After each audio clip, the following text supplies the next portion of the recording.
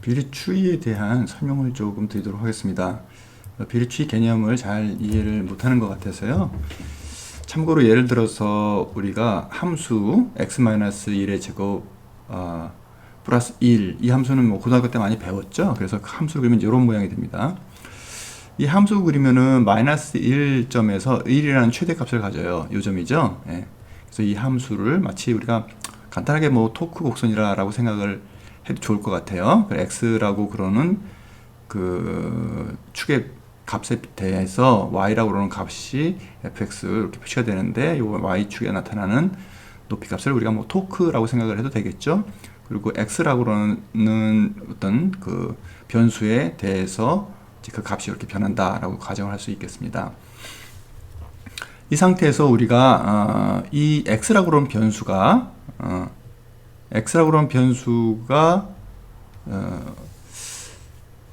u하고 v라고 그러는 값에 의해 u분의 v다, v분의 u다라고 가정을 하고 한번 가정을 해보는 겁니다. 여기서 이제 v는 우리가 슬립이라고 생각할 수가 있고요. 그 다음에 u는 r, 2차 저항 값이라고 생각을 해볼 수가 있겠죠. 그래서 이것의 비례관계에 있는 값이 x 값이 된다라고 이렇게 생각을 해보는 겁니다. 그래서 수식이 사실 우리가 유도하는 과정 중에서 비례추이에서 우리가 s분의 r2 값을 갖다가 다 그쵸 x로 그냥 본 거죠. 봐서 우리가 수식을 만들었고요. 하지만 그 수식 x를 자세히 뜯어보면은 그 안에는 뭐로 되어 있습니까? 그 s분의 r2라고 하는 비례관계를 갖고 됐다는 걸 갖다가 우리가 이렇게 설정을 했고요. 그리고 그것이 의미하는 바는 그 x 안에 들어있는 두 개의 수가 밸런스를 맞추면서 이 식의 어떤 값을 갖고 따라간다라는 거 여러분들 이해하시면 되겠습니다. 그래서 여기 우리가 w를 그죠? w를 요 비례관계로 한 값으로 해서 x 값에다 이제 집어넣어서 한번 생각을 해보면요. 지금 가장 간단하게 u도 1이고 그쵸? 그리고 v도 1일 때 x도 1이 되겠죠? x가 1이 돼서 그때 1이 들어가면은 최대값 1이 나오는 거, 여기 A점이 나오는 거 여러분들 확인하실 수 있습니다. 그런데 이제 이런 것이 이제 여기서 이 책 곡선에서 재미있는 현실은 여기가 속도라고 가정을 하고 슬립이라고 가정, 슬립을 이렇게 바꾸면은 여기서 값들이 왔다 갔다 하죠. 그래서 그 y 값을 토크 값이라고 그러면 이 토크 값이 이렇게 변하죠. 슬립에 따라서 이제 변하는 겁니다. 근데 슬립에 따라서 이게 변하더라도 우리가 여기 우리가 저항값을 이렇게 조절을 하면은 저장값을 똑같이 20.8로 맞춰주면은 최대 토크를 유지를 하죠. 그래서 우리가 여기서 발견할 수 있는 건 뭐냐 하면은 속도가 바뀌더라도 저항값을 그거하고 맞춰서 똑같이 맞춰주면 최대 토크 있는 점으로 최대 토크 점으로 유지할 수가 있고, 더 나아가서는 이 두 개의 비례관계, 만약에 이것이 1이고 u가 1이고 그 다음에 v가 1.5였다 그렇죠?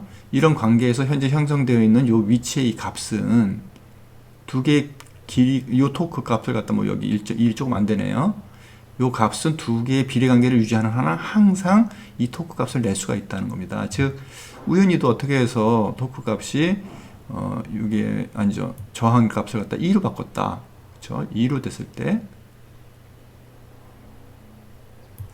이 값은 뭡니까? 2배니까 3배, 3으로 가면 어떻게 돼요? 3으로 이렇게 딱 보내보면은 그죠? 똑같은 토크 값을 내고 있어요. 그렇죠? 이렇게 우리가 뭐 만약에 슬립이 변한 상태, 슬립 우리가 마음대로 할 수 있는 게 아니니까 그 상태에서 우리가 저항 값을 바꾸면은 토크 값을 맞출 수가 있다 하는 거죠. 이 비례관계를 계속 유지하면서 특정 위치에 있는 값을.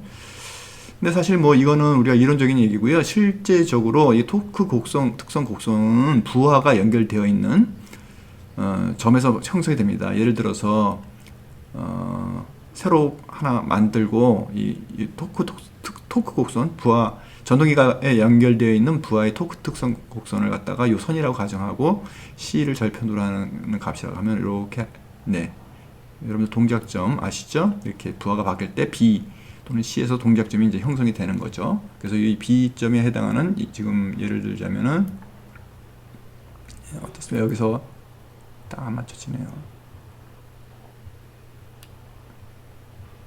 0.5에다 딱 맞추려고 그랬다.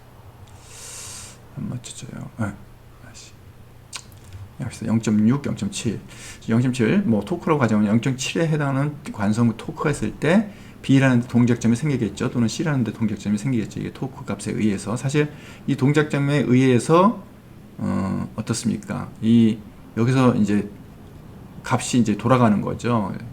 그래서 이걸 갖다가 뭐 1, 2를 하자면 이제 어떤 상태냐면은 만약에 저항이 이제 픽스되어 있는 상태, 0.5라고 픽스되어 있는 상태라면은 이 상태에서의 저항, 속도는 어떻게 됩니까? 속도는 V를 이제 슬립이라고 보면은 이 정도 되는 거예요. 0.7. 딱 맞추기가 힘드네요. 0.7, 0.6 정도 되겠죠. 이 정도 된다고 그러면 0.7.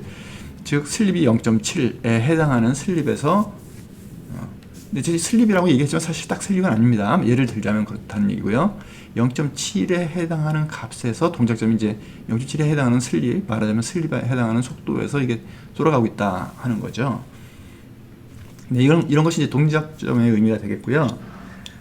그리고 여기서 속도를 조절할 수가 있을까요? 동일한 토크를 유지하면서 우리가 속도를 조절할 수가 있게 되는 거죠. 예를 들어서 만약에 우리가 속도를 원하는 속도로 이렇게 가고 싶다. 하지만 이 속도는 아니죠. 그렇죠? 이거는 지금 동작점에 어긋나니까 이렇게 우리가 원하는 대로 맞출 수는 없지만 뭡니까? 저항 R2 값을 조절을 하면은 조절을 해서 저항 R2 값이 0.7이라고 그러면은 그렇죠?